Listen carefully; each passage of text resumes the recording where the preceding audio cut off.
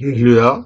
치료 말씀 TV 구독자 여러분, 예수님의 이름으로 축복하며 인사드립니다. 저는 서울 방보동에 있는 충만한 교회에서 26년이 넘도록 일반 병원에서 고치지 못하는 귀신 축사, 우울증 치유, 공황장애 치유, 조현병 치유, 불면증 치유, 각성 육체 불치병 치유, 뼈관절 디스크 척추 협착증 치유, 악성 근육통 치유, 개인 가정의 삶의 문제 치유, 부부 문제 치유, 깊은 기도, 내적 치유 등을 전문으로 사역하는 강윤세 목사입니다. 그동안 수천 명의 환자들을 치유하여 정상적인 삶을 살아가도록 했습니다. 그리고 목회자들을 치유 사역자로 목회하도록 훈련했습니다. 지금도 매주 월, 화, 금, 토, 주일 10시부터 12시까지 귀신 축사, 내적 치유, 깊은 기도 치유 집회를 진행하고 있습니다. 특별히 상태가 중한 분들에 대해서는 특별하게 별도 시간을 예약하여 개별 치유하여 드리고 있습니다. 이 강의는 부자 되는 법 예수 안에서 책을 요약하여 강의하는 것입니다. 제가 그동안 100여 권이 넘는 책을 집필했는데 그 책 중에 부자 되는 법 예수 안에서 책을 요약하여 강의합니다. 하나님은 욥기 42장 5절에서 내가 죽게 되어 귀로 듣기만 하였사오나 이제는 눈으로 주를 배움나이다. 그렇습니다. 욥의 생애를 통해 성경이 말하고자 하는 축복이 과연 무엇인가에 대해서 생각해 보려고 합니다. 모두 42장으로 구성된 욥기는 성경 중에서도 두꺼운 책 중에 하나입니다. 토마스 칼라일은 욥기만큼 수많은 사상과 수많은 문학과 수많은 신앙인과 비신앙인에게 고로 감동을 미친 책은 없다고 했습니다. 한 번이라도 진지하게 욥기를 읽어본 사람이라면 욥기로부터 받은 도전을 잊지 못하리라고 생각합니다. 욥기가 제기하는 문제는 여러 가지 있지만 무엇보다 중요한 것은 고난과 축복에 관한 문제입니다. 고통은 인간에게 무슨 의미를 가지고 있는가 하는 것이 욥기가 제기하는 문제입니다. 고통으로부터 제외된 인간은 아무도 없습니다. 인간은 이 세상에 태어나는 순간부터 죽는 순간까지 어쩌면 고통을 당하는 존재입니다. 과연 고난이라고 하는 것이 우리에게 무슨 의미가 있으며 축복은 진정한 축복은 무엇인가 하는 문제가 바로 이 욥기가 제기하는 문제입니다. 이러한 의미에서 잘못된 축복신앙에 병든 한국교회는 무엇보다도 욥기에 관심을 가져야 할 때라고 생각합니다. 어떤 신학자는 욥의 고민을 해보지 않고 신앙한다면 아직도 천박한 신앙에 머물고 있다고 말하지 아니할 수 없다고 했습니다. 욥이 가진 고민을 하지 아니하고 신앙하고 있다고 하는 것은 아직도 천박한 신앙 가운데 머물러 있다고 하는 이야기입니다. 욥의 생애를 통하여 하나님께서 주시고자 하는 진정한 복이 무엇인지 생각해 보고자 합니다. 먼저 욥이 어떤 사람이었는가에 대해 알아보도록 하겠습니다. 우스 땅에 욥이라 이름하는 사람이 있었는데 그 사람은 순전하고 정직하여 하나님을 경외하며 악에서 떠난 자라. 욥기 1장 1절. 여기 보면 욥은 순전한 사람이라고 말하고 있습니다. 거짓이나 외식이 없는 사람, 겉과 속이 같은 사람이었습니다. 그 다음에 보면 욥은 정직하다고 이야기하고 있습니다. 순전하다고 하는 것이 내면적 삶의 모습이라면 정직은 대인관계의 모습입니다. 이웃과의 관계 속에서 욥은 정직한 사람이었습니다. 어떤 사람을 해치거나 손해를 입히거나 어떤 사람을 성가시게 하거나 속여 빼앗거나 하는 사람이 아니었음을 보여주고 있습니다. 다음으로 욥은 하나님을 경외하는 사람이었습니다. 욥은 하나님을 참으로 사랑하는 자였습니다. 하나님을 참으로 두려워하는 자였음을 보여주고 있습니다. 그 욥은 악에서 떠난 자라고 했습니다. 욥의 신앙은 말로만 신앙이 아니었습니다. 그의 신앙은 진실로 악에서 떠난 신앙이었습니다. 오늘 우리 한국교회가 1000만이라는 성도의 숫자를 자랑하면서도 악에서 떠난 성도가 얼마나 되는지를 생각할 때 욥의 신앙은 순전하고 정직하고 하나님을 경외하며 악에서 떠난 자였다는 사실을 깊이 생각할 필요가 있습니다.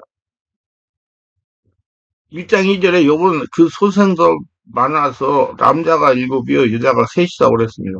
그 소유물도 많아서 양이 7천이요 약대가 삼천이요 소가 500개월이요 암나귀가 500이며 종도 많이 있었으니 이 사람은 동방 사람 중에 가장 큰 자라고 욥기 1장 3절에서 말했습니다. 욥은 명예로운 지혜를 가지고 있으면서도 흠잡을 데 없이 완벽한 신앙이었습니다. 그런데 우리는 욥에게 광풍이 몰아치는 걸 보게 됩니다. 그토록 아름답고 귀한 인품과 꿈없는 신앙을 소유한 욥에게 축복이 아닌 모든 고난이 몰아닥치는 것은 도저히 생각하기 어렵습니다. 그가 가지고 있는 모든 소유가 순식간에 몰살당해 버렸습니다. 그토록 애지중지하던 자녀가 한 사람이 아니라 10명이 모두 몰살을 당했습니다. 거기에 욥 자신도 병에 걸려가지고 그것도 통증이 심하고 보기에도 흉한 병이 걸리게 되었습니다. 여기서 우리가 알아야 할 것은 욥에게 일어난 이 사건, 욥에게 일어난 일이 욥에게만이 아니라 모든 사람에게 일어날 수 있는 사건이라는 사실입니다. 왜 욥기가 그렇게 많은 사람들에게 감동을 주는가 하면 많은 사람들이 욥이 당했던 것 같은 고난을 당하고 또 당할 수 있기 때문입니다. 욥이 당한 일은 나하고는 전혀 상관이 없는 일이 아닙니다. 우리는 오늘 갑자기 사고를 당해서 불구가 된 사람의 소식을 접하게 됩니다. 우리 교회 성도 중에서 오늘 갑자기 사랑 아들의 백혈병에서 죽는 일도 있었습니다.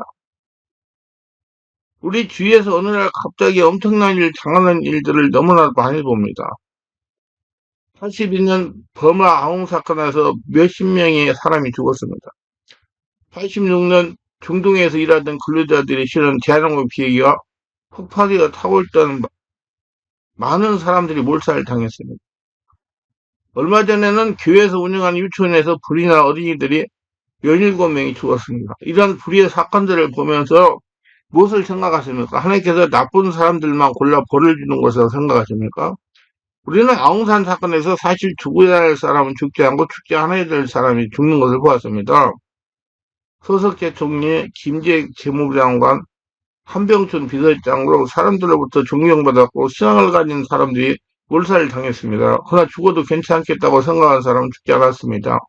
우리는 이러한 부질한 사건을 순간순간 우리의 삶을 주름하고 있음을 보게 됩니다. 과연 하나님께서 나쁜 사람들만 골라서 불치의 병에 걸리게 하고 자동차 사고를 만나게 해서 죽게 한다고 생각하십니까? 아닙니다. 욥이 자식을 잃고 재산을 다 잃고 그토록 고생스러운 병에 걸렸을 때 그 소식을 전해들은 친구들이 와서 욥을 위로해 줍니다. 욥의 친구들이 그에게 무슨 얘기를 했는지 알아보도록 하겠습니다. 생각해보라. 죄 없이 망한 자가 누구인가? 정직한 자의 끊어짐이 어디 있는가를 내가 보건대 악을 밭갈고 독을 뿌리는 자는 그대로 거두나니 욥기 4장 7, 8절. 이것은 욥의 친구 엘바스의 얘기입니다. 엘바스는 욥에게 찾아가서 내가 무엇인가 알지 못하는 죄를 지었기 때문에 형벌을 받을 것이라고 이야기하고 있습니다. 두 번째 친구인 빌닷은 하나님이 어찌 심판을 굽게 하겠으며 전능하시니가 어찌 공의를 굽게 하시겠는가? 내 자녀들이 죽게 득죄하였으므로 주께서 그들을 죄에 붙이셨다. 이렇게 여기 8장 3, 4절에 이렇게 말했습니다. 여기 두 친구들과 다음에 나오는 친구들 공통적으로 욥에게 내가 틀림없이 죄를 지었기 때문에 내가 틀림없이 잘못했기 때문에 하나님부터 벌을 받았다. 그러므로 너는 회개하라고 얘기하고 있습니다. 여기 8장 11절은 이스라엘 사람들의 속담입니다. 망골이 진펄에 아니고 나겠으며 갈대가 물 없이 자라겠느냐.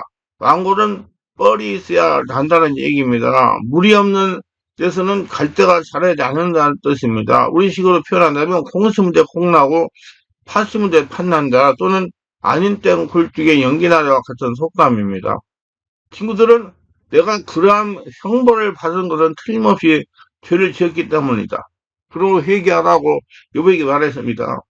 얼핏 보면 친구들의 조언은 매우 경건한 것 같습니다. 또 그들의 신앙은 매우 좋은 것 같습니다. 욥을 찾아가서 하나님을 말하고 회개를 말하는 욥의 친구들의 말을 듣다 보면 그들의 신앙이 대단한 것 같고 욥의 신앙이 별로인 것 같았습니다. 욥을 위로할 친구들의 논리는 인과응보의 논리입니다. 그러나 신앙생활에 있어서 이 인과응보의 논리만큼 무서운 것이 없다는 사실을 알아야 됩니다. 인과응보 사상이란 내가 행한 대로 하나님께서 갚아주실 것이라는 생각입니다. 그러나 성경의 저변에는 인과응보를 부정하고 있음을 알아야 됩니다. 인간은 하나님 앞에서 선을 행할 수 없는 죄인입니다.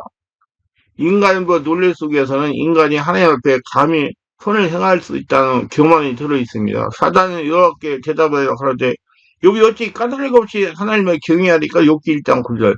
이 말은 사탄이 하나님께 욥의 신앙에 대해서 문제를 제기하고 있는 장면입니다. 여기서 나타난 사탄의 사고방식은 하나님께서 복을 주셨기 때문에 욥이 당신을 사랑한 것이지 욥이 어찌 까닭 없이 당신을 경외하겠습니까? 하는 말입니다.